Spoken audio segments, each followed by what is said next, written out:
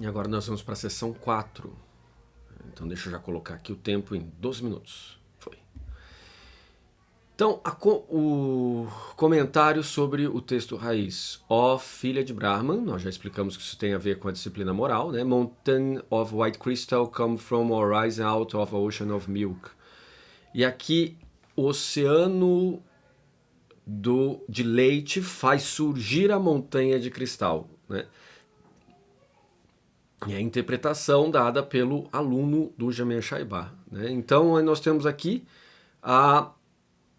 o oceano de leite, que seria a compaixão, faz surgir uma montanha de cristal. Quer dizer, uma verdade muito sólida que diz respeito a uma montanha de cristal branco. Quer dizer, montanha quer dizer a verdade, cristal branco quer dizer então uma visão branca, uma visão pura, uma visão ligada à compaixão, né? Então a ideia de leite branco, montanha de cristal branco, simultaneamente com os lábios atrativos, with lips attractive due to your compassion.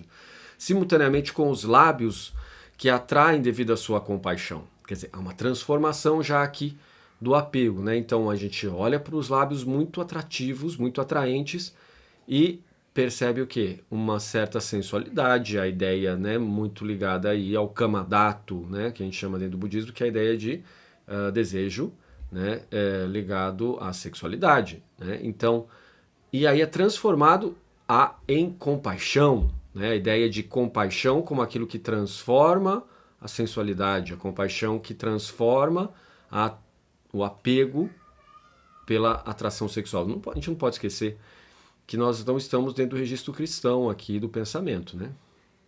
Então essa separação do registro cristão faz com que a gente tenha que pensar a cultura que produziu esse texto de uma maneira muito distinta daquela que a gente tem aqui no nosso país, né? Onde tudo que nós conhecemos está um pouco imbuído com essa ideia de cristianismo, né? Então a nossa identidade está muito ligada, não um pouco, mas muito ligada às referências cristãs. Então quando a gente se aproxima da ideia de sensualidade, da ideia de sexualidade sensual, imediatamente nós temos duas posições. A posição que vem normalmente de uma tradição cultural católica, cristã, né, protestante, pentecostal aqui no nosso país, que diz assim, não, isso deve ser evitado.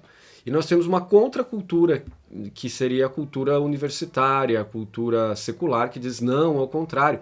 O Freud já explicou isso, a psicanálise já deu conta disso, então não há problema nenhum na aproximação disso. Nós temos um terceiro ponto, que é o ponto budista, que é para que se supere a lassidão e a excitação, nós temos dois caminhos, né? Por que a lassidão e a excitação? Porque o centro é sempre a meditação, né? O centro soteriológico, o centro de salvação budista é sempre a ideia de meditação. Está sempre no centro. Então, para que a pessoa tenha meditação, desenvolva a união de concentração e de, vamos dizer assim, análise ou compreensão meditativa, ela tem que abandonar os dois extremos, de lassidão e excitação mental.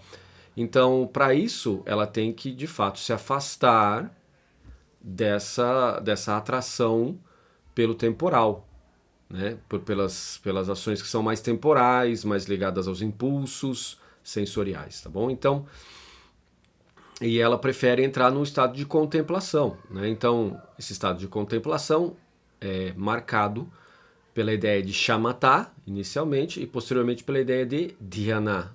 Bom, então a dhyana seria a absorção meditativa, que tem duas fases, nível da forma e nível da sem forma, mas isso é um papo pouco técnico, é um pouco já assim para quem gosta de fazer curso, não para quem está tendo uma ideia geral como a gente aqui, né? Então eu não vou entrar nas peculiaridades, mas só para você saber, são 9 níveis de shamatha normalmente na tradição tibetana, 16 níveis de dhyana no reino da forma e 4 níveis de dhyana do reino da sem forma. Pô, mas o que é reino da forma, o que é reino da sem forma? Eu tô perdido esse negócio.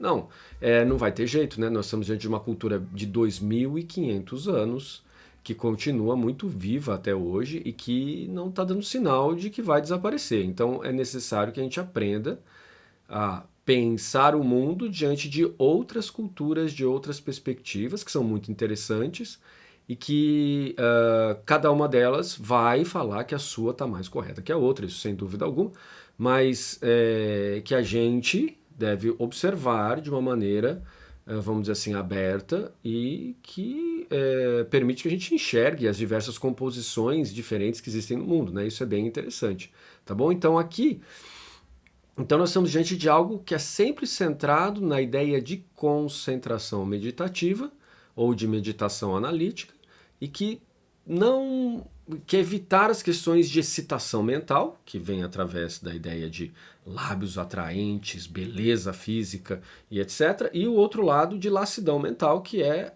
vamos dizer assim, um lado mais depressivo, triste, menos, vamos dizer assim, energético da vida. Então, você tem que ter uma composição entre os dois para conseguir fazer meditação, tá bom? Então, continuando. Smilingly bring about satisfaction through looking askance with your eyes. Né? Então, você traz através do seu sorriso a satisfação através de uma beleza, né, no seu looking, né? A gente pode dizer assim que, na verdade, o que está por baixo disso é uma espécie de olhar com compaixão através dos seus olhos azuis, né?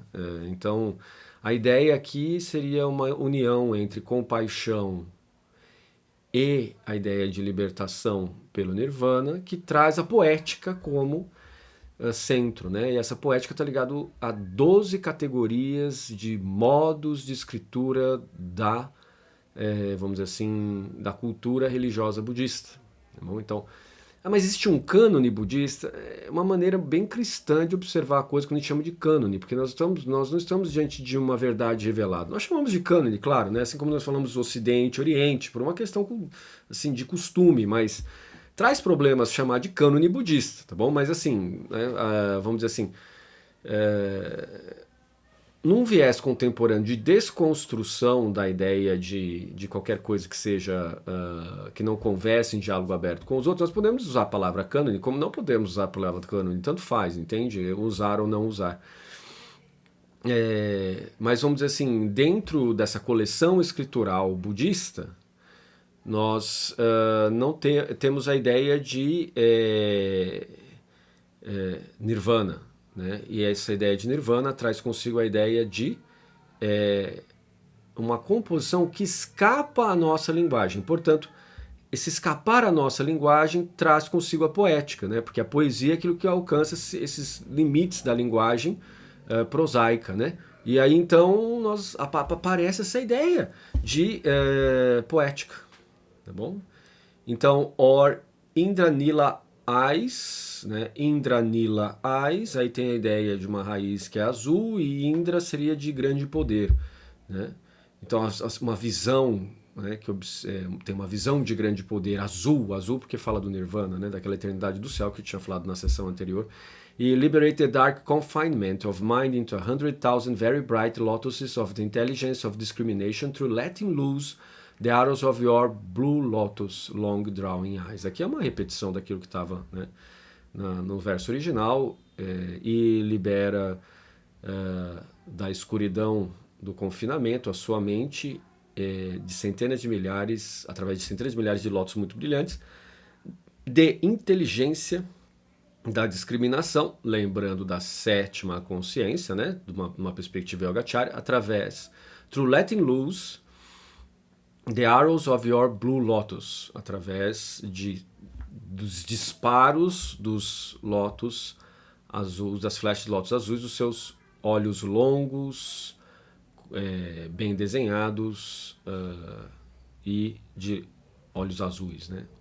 On your face, na sua face, the full circle of the moon, o círculo da lua cheia, looking askance. E aí, se a gente olhasse aqui no tibetano, existe aqui algumas menções de alguns nomes próprios.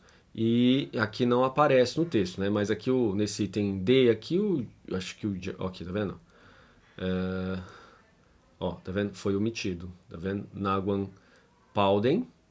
A identificação dos tipos de figuras poéticas foram omitidas, tá bom? Então, quer dizer, é um texto muito poético e que fala muito mais de poética, né, do que provavelmente de religiosidade, tá bom? Então aqui nós temos um grande texto né, que fala de Tsongkhapa, que nós veremos na próxima sessão, tá bom? Então essa sessão foi um pouco mais curta do que os nossos 12 minutos, né? Mas nós vamos dar uma olhada aqui na próxima sessão nossa, que é a Tsongkhapa, que é a sessão de Tsongkhapa, que diz respeito ao autor do Lanrin Shemo, que eu traduzi e que está lá no site da Associação Buda, e que foi o fundador da tradição Gelug, do budismo tibetano, a partir do século XIV, XV, né? 1357, 1419, tá bom? Que foi a existência aí de Lama Tsongkhapa na história do mundo. E chega de enrolar, né? Eu paro por aqui para que a gente possa continuar na nossa próxima sessão, sessão 5. Essa foi a sessão 4. Muito obrigado e até a próxima.